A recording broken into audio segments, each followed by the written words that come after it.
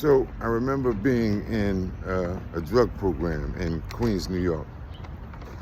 And I was in so much pain, man. I was hurting so bad inside, spiritually. I was hurting, man. There was so much shame and guilt that I had wrapped up inside of me. I just didn't know how to let that shit go. But Hospitals and Institution, a branch of Narcotics Anonymous, came in, and the guy was talking about all the stuff that he had been through, and it prompted me to say what it is that I had to say. And I spilled it, man. I spilled all that guilt and that shame and that frustration and that dark stuff. And when I finished, I sat down, and the guy sat next to me and said, "Raheem, thank you, man."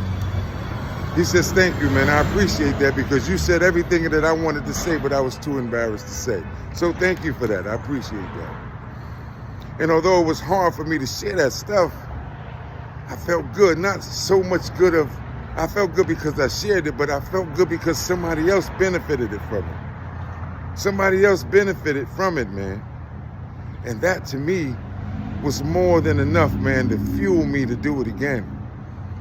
I got a job at a rehab center in Queens, New York.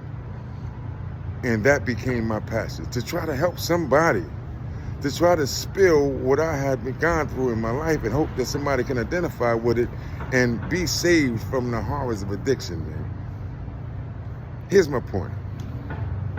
Find your passion.